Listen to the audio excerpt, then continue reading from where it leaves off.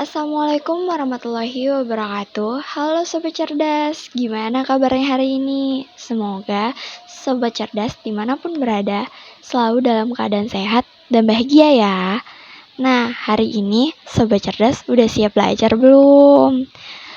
Sebelum kita kenalan, pertama-tama saya selaku moderator dan pembuka ingin mengucapkan terima kasih kepada Bunda Marcella Dias selaku dosen pengampu mata kuliah Penganggaran Pemerintah. Nah, yuk kita kenalan sama abang-abang dan kakak-kakak yang akan nemenin kita belajar hari ini.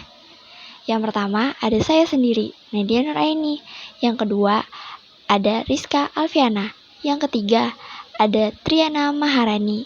Yang keempat ada Erna Rizky. Dan yang terakhir ada Muhammad Arkan Nur.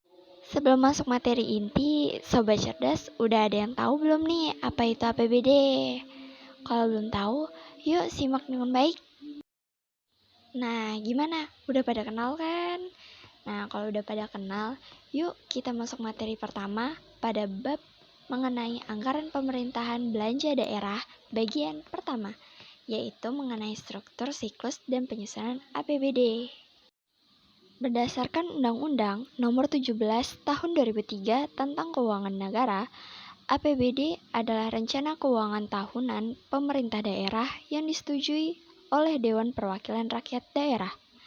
APBD dilaksanakan atau dipertanggungjawabkan oleh pemerintah daerah seperti gubernur, bupati.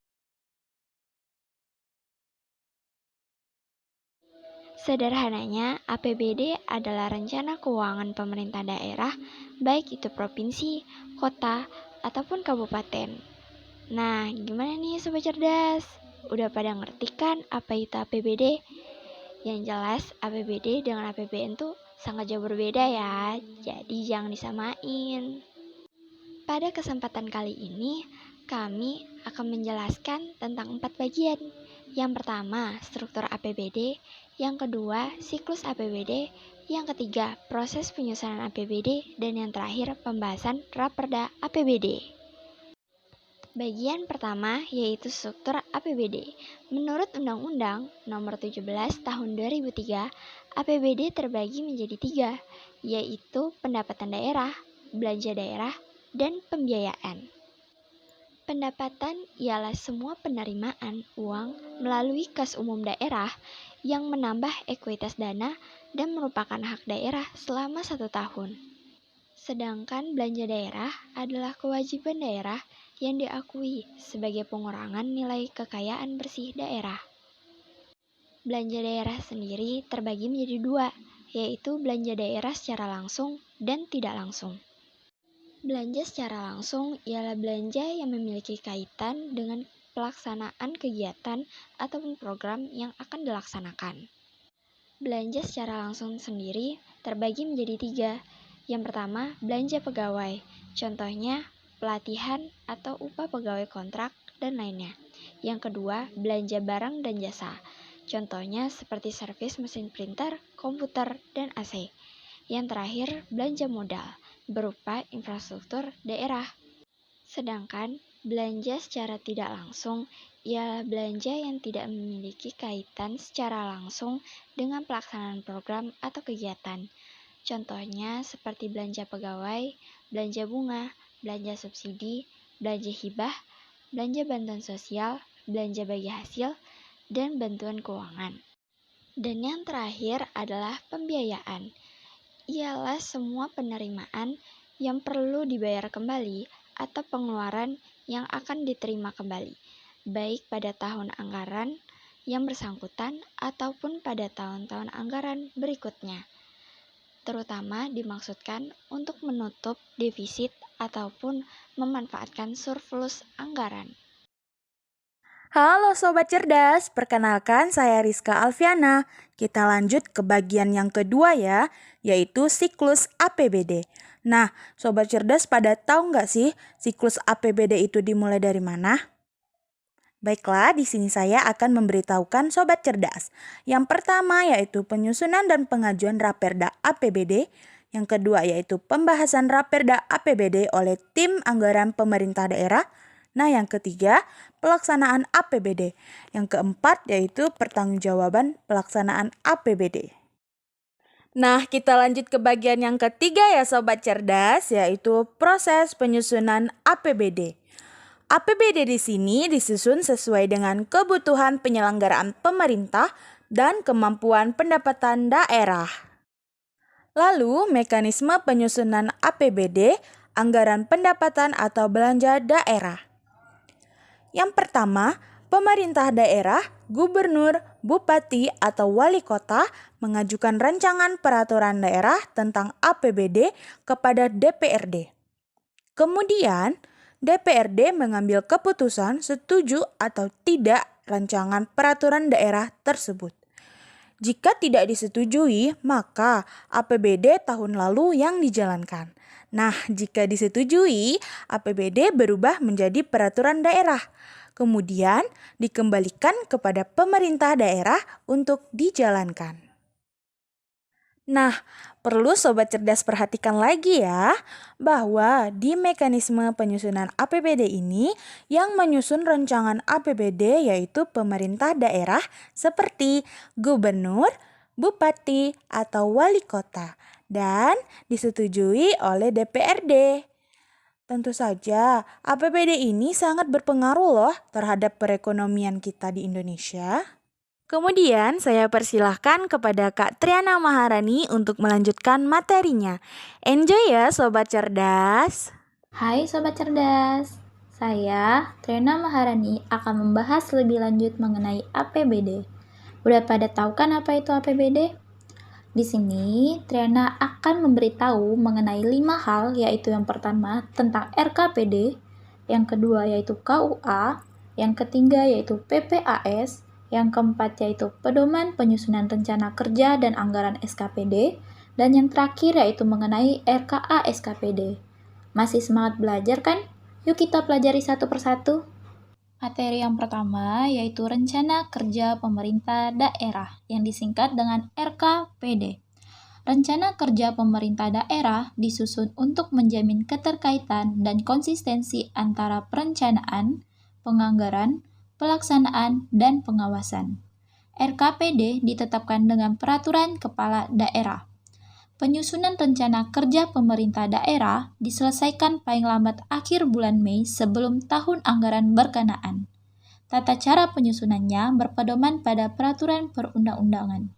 Materi yang kedua yaitu KUA, Kebijakan Umum APBD, yang disusun oleh kepala daerah berdasarkan RKPD dan pedoman penyusunan APBD yang ditetapkan Menteri Dalam Negeri setiap tahun.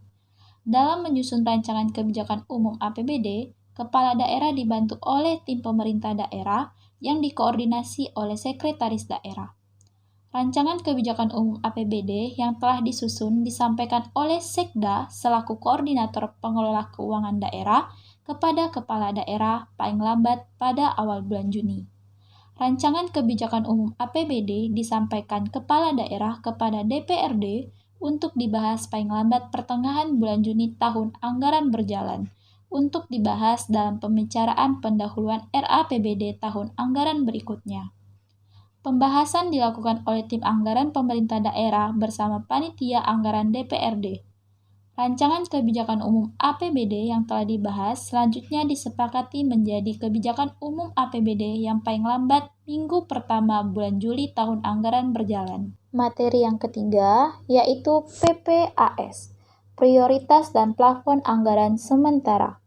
Kepala daerah menyampaikan rancangan prioritas dan plafon anggaran sementara yang telah disusun kepada DPRD untuk dibahas paling lambat minggu kedua bulan Juli tahun anggaran berjalan. Pembahasan dilakukan oleh tim anggaran pemerintah daerah bersama panitia anggaran DPRD. Rancangan PPAS yang telah dibahas selanjutnya disepakati menjadi prioritas dan plafon anggaran atau PPA paling lambat akhir bulan Juli tahun anggaran berjalan.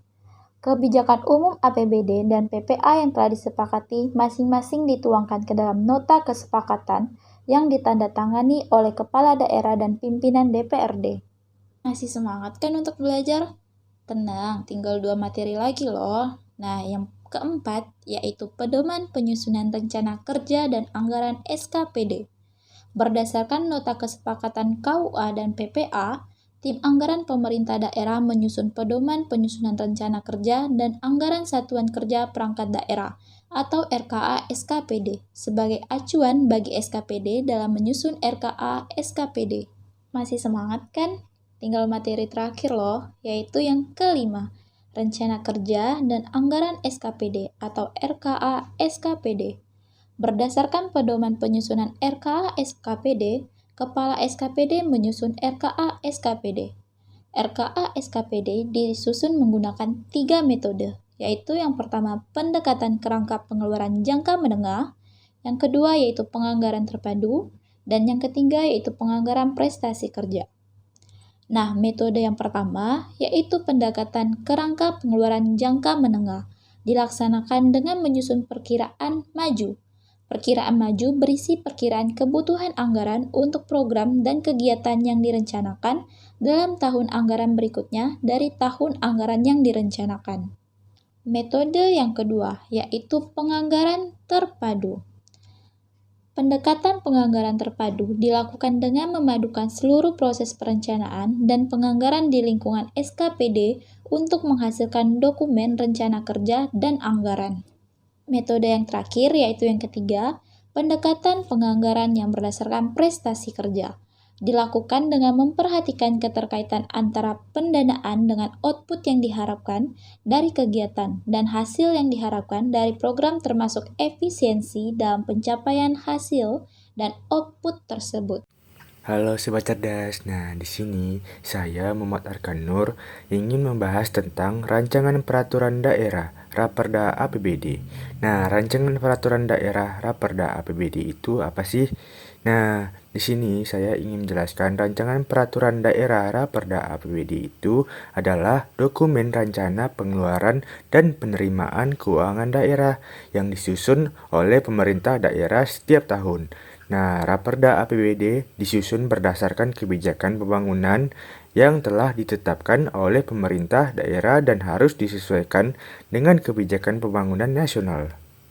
Nah, selanjutnya, Raperda APBD memuat detail rencana penggunaan anggaran daerah selama 1 tahun, termasuk sumber pendapatan, alokasi anggaran untuk setiap program dan kegiatan, serta indikator kinerja yang akan dicapai. Setelah itu, disusun Raperda APBD akan dibahas dan disahkan oleh Dewan Perwakilan Rakyat Daerah atau DPRD setempat dan kemudian diundangkan oleh pemerintah daerah sebagai peraturan daerah yang mengikat. Nah, kemudian Raperda APBD memiliki peran yang sangat penting dalam mengatur kegiatan pemerintah daerah. Karena melalui Raperda APBD ini, pemerintah daerah akan menentukan prioritas program dan kegiatan yang akan dilaksanakan untuk mencapai tujuan pembangunan daerah. Nah, kemudian RKA SKPD yang telah disempurnakan oleh SKPD disampaikan kepada pejabat pengelola keuangan daerah PPKD sebagai bahan penyusun Raperda tentang APBD dan rancangan peraturan kepala daerah tentang penjabaran APBD. Raperda tentang APBD yang telah disusun tersebut kemudian disampaikan kepada kepala daerah. Nah, jadi gitu teman-teman. Nah, kemudian selanjutnya akan dibacakan oleh Kak Erna Rizky.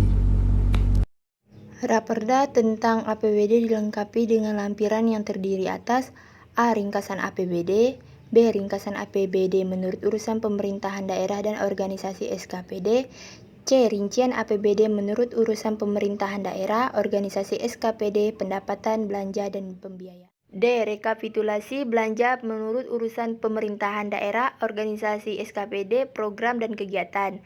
E. Rekapitulasi belanja daerah untuk keselarasan dan keterpaduan urusan pemerintahan daerah dan fungsi dalam kerangka pengelolaan keuangan negara. F. Daftar jumlah pegawai per golongan dan pejabat. G. Daftar piutang daerah. H. Daftar penyertaan modal atau investasi daerah. I. Daftar perkiraan penambahan dan pengurangan aset tetap daerah. J. Daftar perkiraan penambahan dan pengurangan aset lain-lain. K. Daftar kegiatan-kegiatan tahun anggaran sebelumnya yang belum diselesaikan dan diselenggarakan kembali dalam tahun anggaran ini.